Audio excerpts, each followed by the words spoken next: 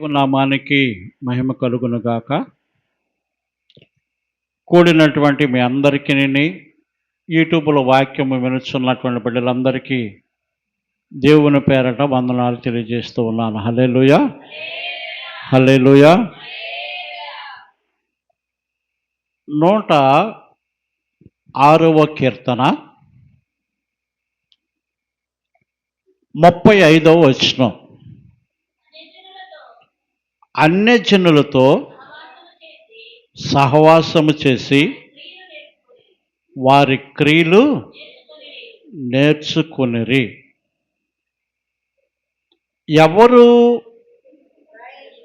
ఎవరితో స్నేహం చేశారు? దేవుని యొక్క పిల్లలు దేవుని ఎరుగునటువంటి వారితో స్నేహం చేశారంట. దేవుని పిల్లలు దేవునిని ఎరుగునటువంటి వారితో స్నేహం చేసి, దేవుని పిల్లలు దేవునిని ఎరగనటువంటి పిల్లలను దేవుని దగ్గరకు నడిపించలేదు. కానీ దేవుని పిల్లలు అన్యజనుల యొక్క ఆచారాలకు సాంప్రదాయాలకు అలవాటైపోయారు. ఎప్పుడైతే దేవుని యొక్క పిల్లలు అన్యజనుల యొక్క ఆచార సాంప్రదాయాలకు అలవాటైపోయారో, దేవునికి చెందవలసినటువంటి మహిమను దేనికి మార్చారంట? గడ్డి మేయి ఎద్దునుకుగా మార్చారంట ఇజ్రాయేలు ప్రజలు. దాని ఫలితంగా దేవునికి కోపం వచ్చిందంట. దేవునికి ఏమొచ్చిందండి? కోపం వచ్చిందంట. 27వ వచనం. అన్యజనులలో వారి సంతానమును కూల్చుటకును, దేశములో వారిని చెదరగొట్టుటకును ఆయన వారి మీద చెయ్యి ఎత్తెను. ఒక తండ్రి పిల్లల మీద ఎప్పుడు చేతుతాడు? తాను తట్టుకోలేనటువంటి కోపము ఎప్పుడైతే ఆ పిల్లలు ఆ తండ్రికి తల్లికి కలుగు చేస్తారో, అప్పుడు ఆ తల్లిదండ్రులు పిల్లల మీదకి చేయెత్తుతారు. ఎరా బిడ్డ, అంతేనా? ఇప్పుడు ఇజ్రాయేలు ప్రజలు చేసినటువంటి హేయమైనటువంటి క్రియల మూలముగా ప్రేమమయుడు, శాంతిమూర్తి, కరుణామయుడు, వాత్సల్యత కలిగినటువంటి దేవునికి కోపం రప్పించున్నారు. ఆ కోపము ఫలితముగా దేవుడు ఇప్పుడు ఇజ్రాయేలుల మీదకు చెయ్యెత్తాడంట. ఇజ్రాయేలు ప్రజల మీదకు చెయ్యెత్తి వారిని ఏం చేస్తున్నాడు అంటున్నారు? అన్యజనులలో వారి సంతానమును కోల్చటానికి చెయ్యెత్తాడంట. వీరు చేసినటువంటి హేయమైనటువంటి క్రియల మూలంగా చదవండి కిందకి ఇంకా. మరియు వారు బయల్పేరును హత్తుకొని చచ్చిన వారికి అర్పించిన బలి మాంసమును భుజించిరి. ఏదైతే చేయకూడదో ఆ క్రియలన్నిటినీ ఇప్పుడు దేవుని యొక్క పిల్లలు చేస్తూ ఉన్నారు. సాతానికి మ్రొక్కుతూ ఉన్నారు. చనిపోయినటువంటి పేరు మీద వివిధ రకాలైనటువంటి బలులు అర్పిస్తూ ఉన్నారు. ఆ బలిలో వీరు పాల్గొంటున్నారు. ఆ బలి మాంసమును వీరు భుజిస్తూ ఉన్నారు. చచ్చిపోయిన వాళ్ళే కానీ తిరిగి లేచిన వాళ్ళు ఎవరు లేరు. యేసుక్రీస్తు ప్రభు ఒక్కరు మాత్రమే. హల్లెలూయా, హల్లెలూయా.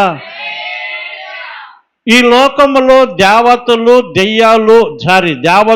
దేవుళ్ళు అనబడుతున్న వారందరూ చచ్చినోళ్లే.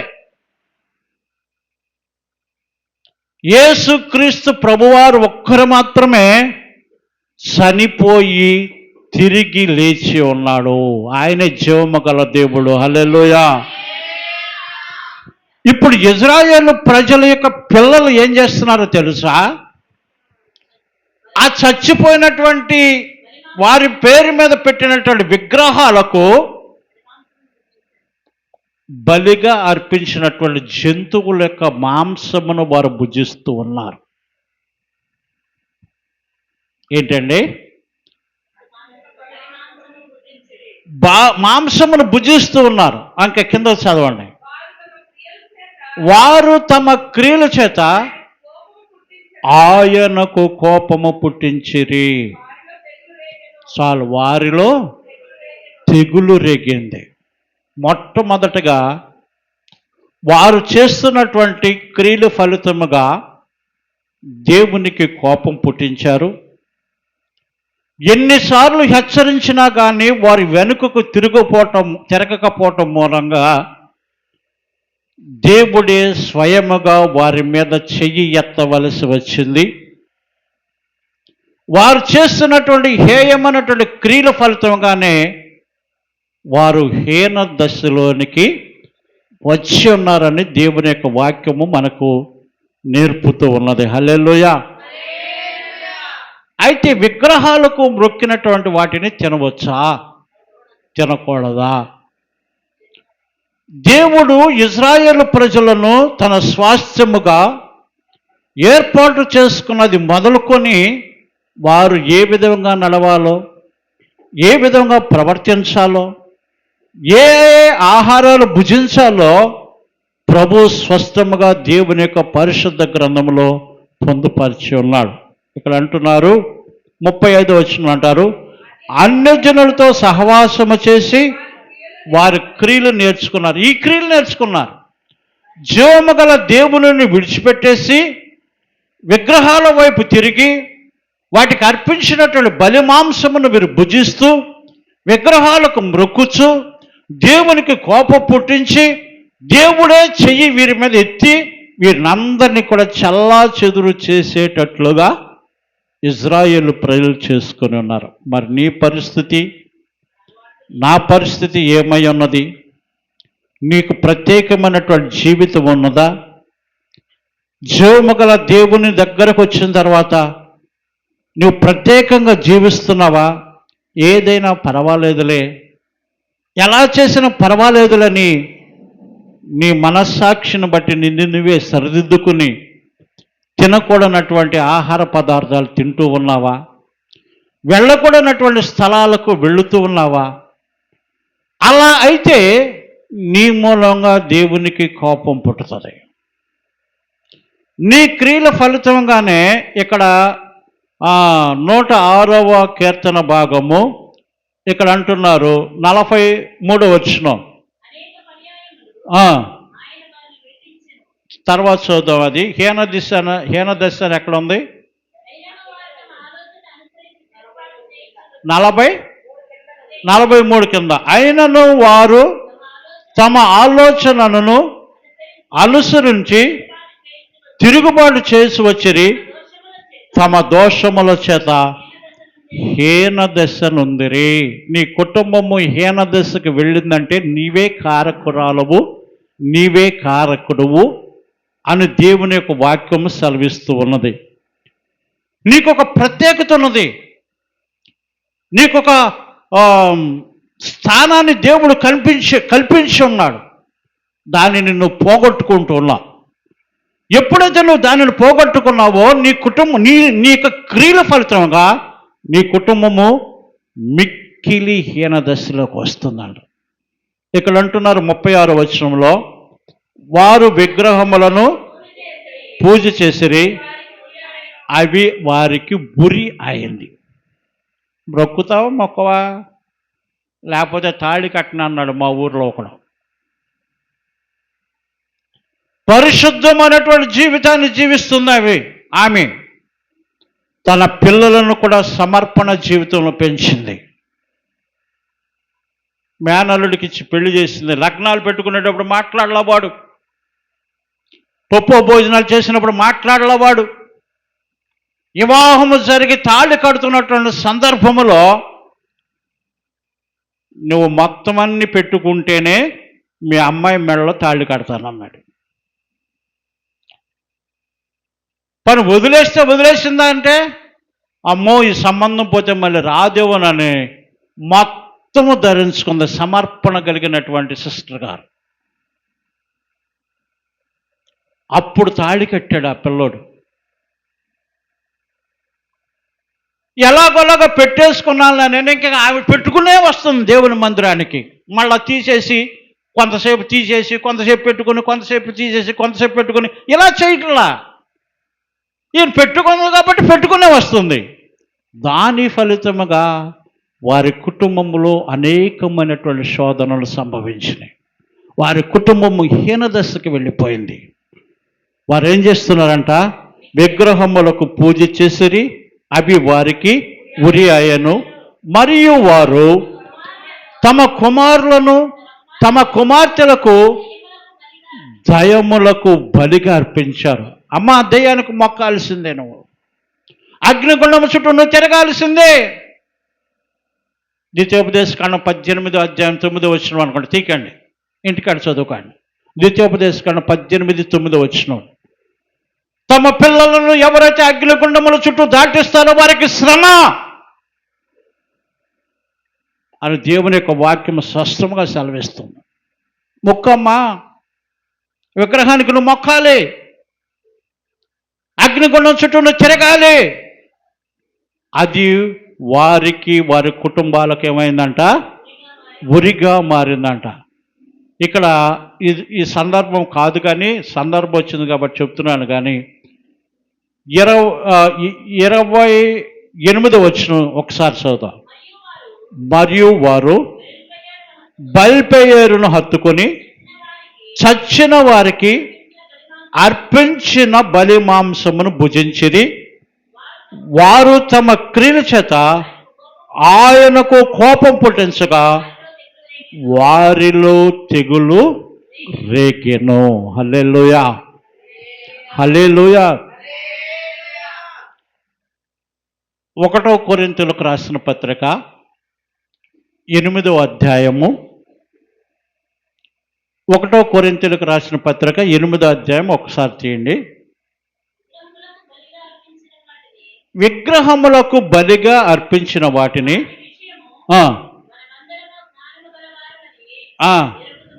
మనమందరము జ్ఞానము కలవారమని ఎరుగుదుము. చాలు చాలు. బలిగా అర్పించినటువంటి మాంసపు విషయంలో మనందరము కూడా జ్ఞానము కలిగినటువంటి వారమే అంటున్నారు. ఇది జీవము కలిగిన దేవునికి అర్పించిందా, జీవము లేని వాటికి అర్పించిందా? కొంతమంది ఏం చేస్తారంటే ఆహార పదార్థాల దగ్గర కక్కుర్తి పడిపోతారు. ఆహార పదార్థాలను బట్టి తమ ఆత్మీయ స్థితిని కోల్పోతారు. ఆహార పదార్థాలను బట్టి భక్తిలో నుండి పడిపోతారు. ఆహార పదార్థాలను బట్టి హీన స్థితిలోకి వెళ్ళిపోతారు. అక్కడ మనిషి మాంసాహారాలు కనిపిస్తే చాలు, అది బల, పూజ, ఇంకేమైనా వాడికి అనవసరం. వాడు వెళ్ళి ముందు అక్కడ ఆహారము తినాల్సిందే. ఇటువంటి విషయాలలో అమ్మా వినాలి, మనం జ్ఞానము కలిగి జీవించాలని అపోస్తలుడైన పౌలు కొరింథీ సంఘానికి రాస్తూ ఉన్నాడు. హల్లెలూయా, హల్లెలూయా. ఒక వ్యక్తి ఉన్నాడు, ఆరాధనలన్నింటిలో పాల్గొంటాడు. నేను కళ్ళారా చూసినటువంటి మాటలు చెప్తున్నాను. ప్రతి నెల ప్రభు బలలో పాల్గొంటాడు. విగ్రహాలకు మ్రొక్కినటువంటి వాటిని భుజించటంలో వెనుకాడడం. దేవుడు చూశాడు, తన చెయ్యెత్తాడు, ఇప్పుడు బలహీనుడైపోయాడు. నీ స్థితి ఏమై ఉన్నదో నువ్వు ఒక్కసారి ఆలోచించుకోవాలి. 8వ అధ్యాయంలో అంటారు, విగ్రహములకు బలిగా అర్పించిన వాటి విషయంలో మన అందరము జ్ఞానము కలవారమని ఎరుగుదము. 4వ వచనంలో, కాబట్టి విగ్రహములకు బలిగా అర్పించిన వాటిని తినుట విషయము లోకమందు విగ్రహము వట్టిదనియు ఒక్కడే దేవుడు తప్ప వేరొక దేవుడు లేడనియు ఎరుగుదుము. హల్లెలూయా, మనమందరికీ ఒకే దేవుడై ఉన్నాడు, అవునా కాదా? ఎంతోమంది దేవుళ్ళు లేరు. విగ్రహాలకు బలిగా అర్పించినటువంటి వాటి విషయంలో మనం జాగ్రత్త పడాలి. ఇజ్రాయేలు ప్రజలు జాగ్రత్త పడలా. బయల్ పేరునకు అర్పించినటువంటి బలిగా ఇచ్చినటువంటి చంపబడినటువంటి ఆ మాంసమునకు ఆశపడి ఆ మాంసమును భుజించడం మూలంగా వారి మీదకి తెగులు వచ్చిందంట. తెగులు వస్తే ఎంతమంది చచ్చిపోయారు తెలుసా? 4300 మంది యవ్వనస్తులు చచ్చిపోయారు. దేవుడి కోపం అట్లా ఉంటుంది. ఆయన శాంతిమూర్తుడు, ఆయన కరుణామయుడు, ప్రేమమయుడు. ఆయన కోపం ఎంతసేపు ఉంటుంది? నిమిషము. ఆయన దయ మనం బ్రతికినంతకాలం ఉంటుంది. ఆ నిమిషములోనే పర్వతాలన్నీ తల్లడిల్లిపోతాయి, భూమి కంపిస్తుంది, సముద్రము దాటిపోతుంది, మానవుని యొక్క స్థితిగతి అంతా కూడా చిన్న భిన్నమైపోయి హీన స్థితిలోకి వచ్చేసేస్తాడు. కనుక నిన్ను నువ్వు పరిశీలన చేసుకో. మనకి ఒక్కడే దేవుడు, ఆయనే జీవము కలిగిన వాడు, నజరుడైన యేసుక్రీస్తు వారు. హల్లెలూయా, హల్లెలూయా. ఆయన చెప్పినటువంటి మాటలను శ్రద్ధగా వినినట్లయితే నువ్వు తరతరములకు అనేక మందికి దీవెనగా, ఆశీర్వాదకరముగా నువ్వు ఉంటావని దేవుడు సెలవిస్తున్నాడు. 5వ వచనం, దేవతలు అనబడిన వారును ప్రభువులు అనబడిన వారును అనేక మంది ఉన్నారు. దేవతలుగా, దేవుళ్ళుగా పిలువబడుతున్నటువంటి వారు అనేక మంది ఈ భూలోకంలో ఉన్నారు. కానీ ఆకాశమందైనను భూమి మీదనైనను దేవతలు అనబడి ఉన్నను మనకు ఒక్కడే దేవుడు ఉన్నాడు. ఆయన వైపే మనం చూడాలి. హల్లెలూయా, హల్లెలూయా. ఇజ్రాయేలు ప్రజలు ఎటుబడితే అటు చూస్తూ ఉన్నారు. దేవునికి అసహ్యమైన క్రియలు చేస్తూ ఉన్నారు. దేవునిని లెక్క చేయకోకుండా వారు సనుగులతో గొనుగులతో ముందుకు సాగుతూ ఉన్నారు. కనుక వారికి బలిగా అర్పించినటువంటి మాంసమును భుజించడంతో పాటు వ్యభిచారము కూడా చేస్తున్నారు. పాపములు చేస్తే దేవుడంట వారిలో కంట తెగులు రప్పించాడంట. ఏం చేశాడండి? తెగులు రప్పించాడంట. 1 కొరింథీయులకు రాసిన పత్రిక 10వ అధ్యాయం 20వ వచనం. కొరింథీయులకు రాసిన పత్రిక 1 కొరింథీయులకు రాసిన పత్రిక 10:20.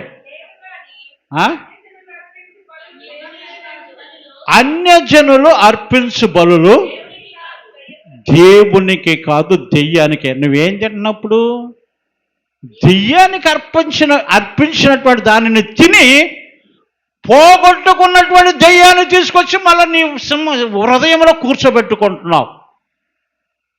పోగొట్టేశావు బాప్తిస్మం ద్వారా, పోగొట్టేశావు నీ యొక్క ప్రార్థనా శక్తి ద్వారా, పోగొట్టేశావు నీ ఆత్మ అభిషేకము ద్వారా. మళ్ళా నీవు విగ్రహాలకు అర్పించిన వాటిని భుజించి ఆ పోగొట్టుకున్న దానిని తీసుకొచ్చి మళ్ళీ నీ హృదయం అనే సింహాసనం మీద దేవుడిని వెళ్ళగొట్టి ఆ దెయ్యాన్ని కూర్చోబెట్టుకుంటున్నావు. అందుకనే దేవుని కోపం వస్తుంది. అందుకని హీన స్థితిలోకి వెళ్ళిపోతున్నాం. అందుకనే సమస్యలు, అందుకనే బలహీనతలు, అందుకనే ఆర్థిక శారీరక సంబంధమైనటువంటి ఎన్నో రకాలైన శోధనలను మనం అనుభవిస్తూ ఉన్నాం.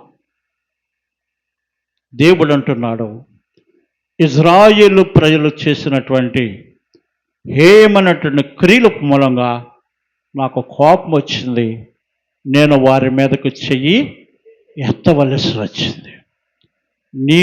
నీవు కూడా నీ క్రియలను బట్టి దేవునికి కోపం పుట్టిస్తున్నావేమో, నీ మాటలను బట్టి దేవునికి కోపం పుట్టిస్తున్నామేమో.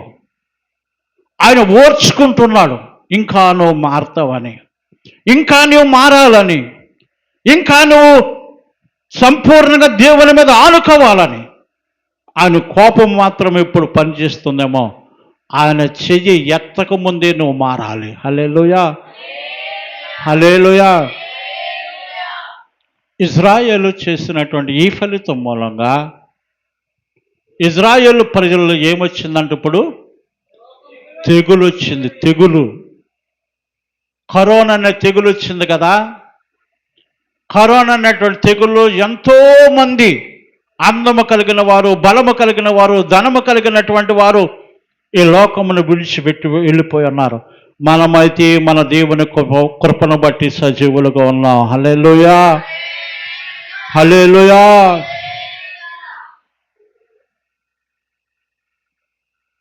ఇజ్రాయేలు ప్రజలను ఐగుప్తు దేశములో నుండి వెలుపలకు తీసుకువస్తున్నప్పుడు ప్రభువు ఐగుప్తీయులకు 10 రకాలైనటువంటి తెగుళ్లను కలగజేసి ఉన్నారు. ఇజ్రాయేలు యొక్క కుటుంబంలో ఏ తెగులు కూడా సమీపించాల. పశువులు చచ్చిపోయినాయి, ఐగుప్తీయుల యొక్క ఇళ్లలోనే చచ్చిపోయినాయి. కప్పలు, తేళ్ళు, మిడతలు, ఎన్నో అద్భుతాలు వాళ్ళకే చేశాడు దేవుడు తప్ప ఇజ్రాయేలు ప్రజలకు ఏ హాని జరగల. పిల్లలు చచ్చిపోయారు, పిల్లలు ఐగుప్తుల యొక్క కుటుంబాల్లోనే చచ్చిపోయారు, కానీ ఇజ్రాయేల్ యొక్క ప్రజలలో ఎవ్వరు కూడా చనిపోరు. అంతగా కాపాడి అంతగా నడిపించినటువంటి దేవుడికి నీ మర్చిపోయి వీళ్ళు ఎదురు తిరగటం మూలంగా, వీళ్ళు దేవుని కోపం పుట్టించడం మూలంగా ఇప్పుడు ఇజ్రాయేలు ప్రజలు ఏం కలిగిందంట? తెగులు రేగింది. ఆ తెగులు రావటానికి ఒక ప్రవక్తే కారణం. తెగులు పుట్టడానికి ఎవరు కారకులు? ఒక ప్రవక్తే కారకుడు. సంఖ్యాకాండము 25వ అధ్యాయము 1వ వచనం నుండి. చిన్న కింద కూర్చోలేకపోతే చైర్లో కూర్చో. ఇజ్రాయేలీయులు హిత్తీలో దిగి ఉండగా ప్రజలు మోయాబు రాండ్రతో వ్యభిచారము చేయసాగరి. ఆ స్త్రీలు తమ దేవత బలులకు ప్రజలను పిలవగా వీరు భోజనము చేసి వారి దేవతలకు నమస్కారం చేశారంట. ఎవరు? ఇజ్రాయేలు ప్రజలు హిత్తీలు అనేటువంటి ప్రాంతంలో దిగి ఉన్నారు. బిలాము, బాలాకు స్టోరీ తెలుసు కదా మన అందరికీ. ఎన్నిసార్లు బాలాకు ఇజ్రాయేలు ప్రజలను శపించాలని ప్రయత్నించినా కానీ దేవుడు బిలాము నోటిన ఆశీర్వాదాలే ఉంచి ఉన్నాడు. హల్లెలూయా, హల్లెలూయా. ఏంటయ్యా, నిన్ను తీసుకుని వచ్చి నీకు ఇంత ధనమును హెచ్చించి నిన్ను ఇంతగా పోషించి నిన్ను ఇంతగా ఆస్వాదించాలనుకుంటే నువ్వు చేసిన పని ఏంటని మోయాబు రాజు అన్నటువంటి బాలాకు బిలాము అయినటువంటి ప్రవక్తని మాట్లాడుతూ ఉన్నప్పుడు, అయ్యా, దేవుడు నా నోట్లో ఏది ఉంచుతాడో నేను అదే మాట్లాడాలి, లేకపోతే నేను ఎక్కడ చస్తా. దేవుడు ఆశీర్వదించమంటే నేను శపిస్తే నేను ఎక్కడ ఏ స్థలంలో నిలబడి వారిని శపిస్తున్నానో అదే స్థలంలో నేను చచ్చిపోతా. యెహోవా దేవుని ఉగ్రత అట్టా ఉంటుంది. దేవునికి భయపడి బిలాము ఏం చేశాడంటే ముమ్మారు ఇజ్రాయేలు ప్రజలను ఆశీర్వదించున్నాడు. హల్లెలూయా. సరే, వెళ్ళిపోతున్నావు కదా, మంచి విందును ఏర్పాటు చేశాను అని బిలాముకు విందును ఏర్పాటు చేసి నిదానంగా ఏదన్నా సలహా ఉంటే చెప్పరాదా? ఇన్నిసార్లు వారిని ఆశీర్వదించి ఉన్నావు, ఇన్ని రోజులు మా దగ్గర ఉన్నావు, వెళుతూ వెళుతూ ఏదన్నా ఒక్క సలహా వారు దేనిలో పడిపోతారో చెప్తే బాగుంటుంది అని అన్నాడు. ఎవరికి చెప్పొద్దు, నేను ఒక మాట చెప్తాను. ఆ పని చేస్తే ఇజ్రాయేలు ప్రజలలో తెగులు పుడుతుందని ఈ బిలాము బాలాకు అనే మోయాబు రాజుకు సలహా ఇచ్చాడు. ఏమన్నాడు తెలుసా? ఇజ్రాయేలు ప్రజలు పాపంలో పడిపోతారు, ఇజ్రాయేలు ప్రజలు భోజనంలో పడిపోతారు, వారికి మాంసాహారం అంటే మహాప్రేమ, వారు దేవులను శోధించి ఎన్ని రోజులండి, ఎన్ని రోజులు మాంసం తిన్నారు? 40 రోజులు మాంసం భుజించారు. వారు మాంసం అంటే వారు మాంసపు ప్రియులు. వారు పాపములను భోజనంలో పడిపోతారు. ఈ రెండుటిని ఇజ్రాయేలీలకు యవ్వనస్తులకు ఎర్రగా వేయమన్నాడు ఈ బిలాం. అప్పుడు ఏం చేశారంటే మోయాబీయుల యొక్క స్త్రీలు అందం కలిగినట్టు పిల్లలను తయారు చేసి ఈ ఇజ్రాయేలు ప్రజలైనటువంటి యవ్వనస్తులైన పిల్లల దగ్గరికి పంపించడం ప్రారంభించారు. వీరు వారితో పాపం చేయటం ప్రారంభించి వారి ఇళ్ళకెళ్ళటం మొదలుపెట్టారు. మేము ఎవరమో తెలుసా? మేము విగ్రహాలకు మొక్కేటువంటి వాళ్ళము, విగ్రహాలకు బలి అర్పించేటువంటి వారము కనుక మీరు మా ఇంటికి వచ్చారు కనుక మీరు కూడా ఏం చేయాలో తెలుసా? విగ్రహాలకు మొక్కాలి, వాటిని బలిగా అర్పించిన వాటిని మీరు తినాలి అని చెప్పారు. దానిదేముంది? మీ ఇంటికి వచ్చాము, మంచినీళ్ళు తాగితే తప్పేంటి? మీ ఇంటికి వచ్చాము, టిఫిన్ చేస్తే తప్పేంటి? అబ్బా ఏ వండారో కానీ అసలు మా అమ్మ ఇలా చేయదు, అసలు అంతటి సువాసన వెదజల్లుతుంది, కొంచెం ఉంటే రుచి చూస్తారు, పెట్టవా అంట మొదలుపెట్టారు. వారితో పాపము చేస్తూ అన్యజనుల యొక్క ఆచారాలు సంప్రదాయాలను మీరు అలవాటు చేసుకున్నారు కనుక ఇప్పుడు వారిలో ఏం పుట్టిందంట? తెగులు పుట్టిందంట. ఇప్పుడున్న పరిస్థితులు అప్పుడు ఉన్నాయి, ఇప్పుడున్న పరిస్థితులే అప్పుడు ఉన్నాయి. ఎవడు ఇష్టం వచ్చినట్లుగా వాడు, ఒక మోషే లేదు, అహరోను అంటే సేవకుడు లేదు, తల్లిదండ్రులు లేదు, ఎళ్ళకే రప్పించేసుకుంటున్నారు అబ్బాయిలు. వీళ్ళు వాళ్ళ ఇంటికి వెళ్ళిపోతున్నారు. మోషే కూర్చుని ఉన్నాడు, అహరోను కూర్చుని ఉన్నాడు, పెద్ద వాళ్ళందరూ కూర్చుని ఉన్నారు. వెళ్ళటం, అమ్మాయిని తీసుకురావటం, వీడింట్లోకి వెళ్ళిపోతాం. ఇప్పుడు కూడా అంతే కదా పరిస్థితులు. ఏంటమ్మా అన్నాను అనుకో, నువ్వు చేయలేదా? ఏంటయ్యా అన్నావు అనుకో, నీకెందుకు? నేను తాగితే నీకెందుకు? నేను తిరిగితే నీకెందుకు? నేను చేస్తే నీకెందుకు అని తల్లిదండ్రుల మీదే ఎదురు తిరుగుతున్నటువంటి పిల్లలు ఈ జనాలలో. చిన్న లేదు, పెద్ద లేదు, గౌరవం కూడా లేదు. సమాజంలో పెద్దవాళ్ళని లేదు, చిన్నవాళ్ళని లేదు. పూర్వకాలంలో అయితే పెద్దోళ్ళు అంటే గజగజ వణికిపోయేటువంటి వాళ్ళు, తప్పు చేస్తున్నారంటే చాలా భయపడేటువంటి వారు. ఈ దినమున అటువంటి భయం అనేటువంటిది ఇప్పుడున్నటువంటి తరము వారిలో లేకోకుండా పోయింది.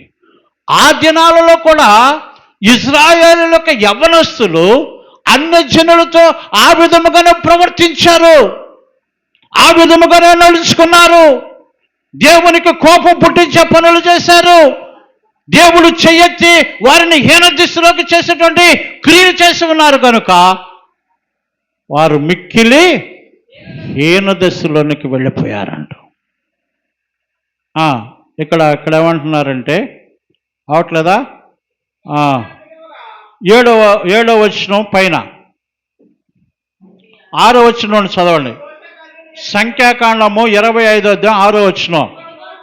ఇదిగో మోషే కన్నుల ఎదుటను ప్రత్యక్షపు గుడారపు యొక్క ద్వారమునొద్ద ఏడ్చుచుండిన ఇజ్రాయేలీల సర్వ సమాజం యొక్క కన్నుల ఎదుటను ఇజ్రాయేలు ఒకడు తన సహోదరుల ఎదుకు ఒక మిద్యాను స్త్రీని తోడుకొని వచ్చెను.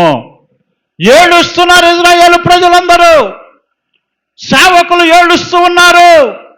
అయ్యో ఇజ్రాయేలు ప్రజలలోకి తెగులు వస్తుంది, ఎట్లా పరిష్కారం చేయాలి, ఏ విధముగా ఈ తెగులు పోతుందని సేవకులు, ఇజ్రాయేలు పెద్దలు వీళ్ళందరూ ఏడుస్తుంటే నాకేమీ పట్టలేదులా అన్నట్లుగా ఒకడు ఒక అమ్మాయిని తీసుకుని వెళ్ళిపోయాడు ఇంట్లోకి. ఏం చేశాడు? ఒకడు ఒక అమ్మాయిని తీసుకుని ఇంటిలోకి వెళ్ళిపోయాడు. అక్కడ చాలామంది ఉన్నారు, ఎవరికి కోపం పుట్ల. ఫినెహాసు అనేటువంటి యవ్వనస్తుడికి ఒక యవ్వనస్తుడు కోపం వచ్చింది. ఇంటిలోకి వెళ్ళాడు. వెళుతూ ఒక దేన్ని ఏమంటారు, బళ్ళెమును తీసుకుని వెళ్ళాడు. వాళ్ళిద్దరు ఇంట్లో సరసాలాడుతూ ఉన్నారు.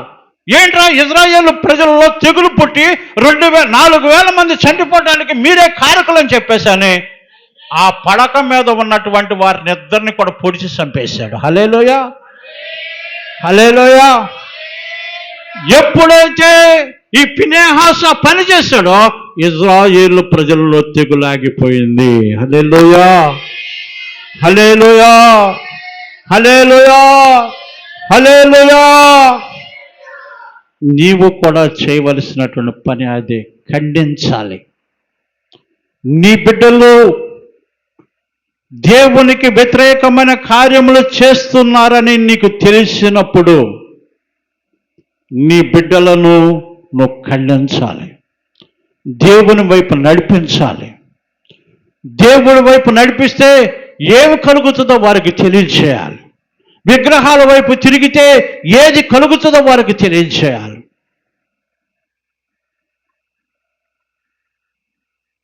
ఇక్కడ చదవండి. ఇంకా 4,000 అన్నాను, 9వ వచనం చదవండి. 24,000 మంది ఆ తెగులు చేత క్షమించాలండి. ఎంతమంది అండి? 24,000 మంది యవ్వనస్తులు చచ్చిపోయారు. ఆ తెగులు చేత వారి కుటుంబాలు హీనదశలోకి వెళ్ళిపోయినాయి. ప్రతి కుటుంబంలో రోదన జరుగుతుంది. 13వ వచనం, అది నిత్యమైన యాజక నిబంధన అతనికి సంతానములకు కలిగి ఉండును. ఏలైనగా అతడు తన దేవుని విషయంలో ఆసక్తి కలిగిన వాడై ఇజ్రాయేలు నిమిత్తము ప్రాయశ్చిత్తం చేశాడు. ఫినెహాసు అనే యవనస్తులారా, పాపమును ఖండిస్తున్నారా? నాకెందుకులని ఊరుకుంటున్నారా? అక్కడ చాలామంది ఉన్నారు, ఎవడు పట్టించుకోలేదు. ఫినెహాసు అనే యవనస్తులు మాత్రమే పట్టించుకున్నాడు కనుక దేవుని యొక్క పరిశుద్ధ గ్రంథంలో అతని పేరు రాయబడింది. నీవు కూడా ఖండిస్తే నీ పేరు జీవ గ్రంథంలో రాయబడుతుంది. హల్లెలూయా, హల్లెలూయా. చంపబడిన వాని పేరు జిమ్రీ. అతడు షిమ్యోనీయులలో తన పితరుల కుటుంబములకు ప్రధాని అయినటువంటి సౌలు కుమారుడు. చంపబడిన స్త్రీ పేరు హోజ్జీ. వీళ్ళందరూ ప్రధానమైనటువంటి వారి కుమారులే. మా నాన్న పెద్ద కదా, మా నాన్న సేవకుడు కదా, తప్పు చేస్తే ఏంటంట? మీ నాన్న క్షమించవచ్చు, కానీ దేవుడు క్షమించడు. హల్లెలూయా. ఏలీ తన కుమారులను క్షమించి ఉండవచ్చు. ఏలీ కుమారులు చేసినటువంటి హేయమైనటువంటి క్రియల మూలంగా దేవుని కోపము రగులుకొని ఒక్కరోజు యుద్ధంలో ఇద్దరు చచ్చిపోయారు. దేవునికి కోపం పుట్టించే వారిగా మనం ఉండకూడదు. దేవుని యొక్క చెయ్యి మన మీదకి ఎత్తినటువంటి వారిగా మన క్రియలు ఉండకూడదు. అందుకని దేవుడు అంటున్నాడు, చివరిగా ఒక మాట చెప్తూ ఉన్నారు. 106వ కీర్తనలోకి వచ్చేసేద్దాం. కాగరా కొంచెంసేపు, నాక కొంచెం టైం ఉందండు.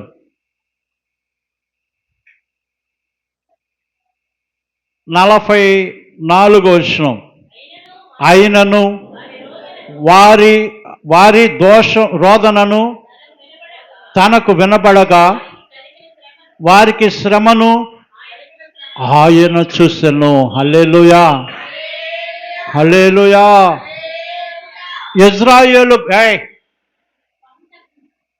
ఇజ్రాయేలు యొక్క ప్రజల యొక్క కుటుంబములు ఇప్పుడు అందరూ కూడా ఏం చేస్తున్నారు? ఏడుస్తూ ఉన్నారు.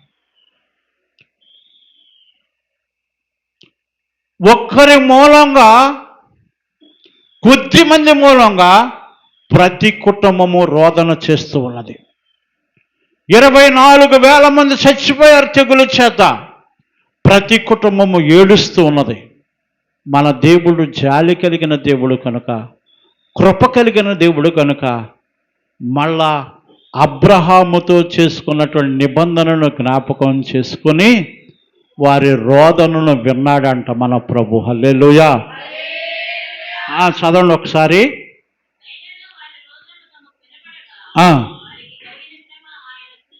ఆయన చూసెను, వారిని తలంచుకొని ఆయన తన నిబంధనను జ్ఞాపకం చేసుకునేను, తన కృపాబాహుళ్యమును బట్టి వారిని కరుణించెను. హల్లెలూయా, హల్లెలూయా. నీ దోషములను నువ్వు తీసేసుకోలేవు, నీ పాపములను నువ్వు తీసేసుకోలేవు, నువ్వు చేసినట్టు హేయమైన క్రియల మూలంగా తెగులను నువ్వు తీసేసుకోలేవు, నీ హీన స్థితిని నువ్వు తీసేసుకోలేవు. కనుక ఇజ్రాయేలు ప్రజలు మొర్రపెట్టినట్లుగా మనము కూడా ఇప్పుడు ప్రార్థన చేయాలి. హల్లెలూయా. క్షమించు ప్రభువా, కనికరించు ప్రభువా, కృప చూపించయ్యా అని నువ్వు కన్నీరు కార్చి ప్రార్థన చేస్తే ఆయన వినే దేవుడు కనుక, మన పక్షంలో ఉన్నవాడు లోకంలో ఉన్నవాడి కన్నా గొప్పవాడు కనుక ఆయన వింటాడు, కనికరిస్తాడు, కృప చూపిస్తాడు, నీకు విడుదలనిస్తాడు, నువ్వు పరలోక రాజ్యానికి వారసుడిగా మారుస్తాడు. హల్లెలూయా, హల్లెలూయా, హల్లెలూయా, హల్లెలూయా. ప్రభువు స్తుతించబడును గాక, ప్రభువు స్తుతించబడును గాక, ప్రభువు స్తుతించబడును గాక. ఈ కొద్ది మాటలను ప్రభు మన ఎన్నికలలో నీరు కట్టి ఫలింపచేయును గాక. ఆమేన్. హల్లెలూయా. 106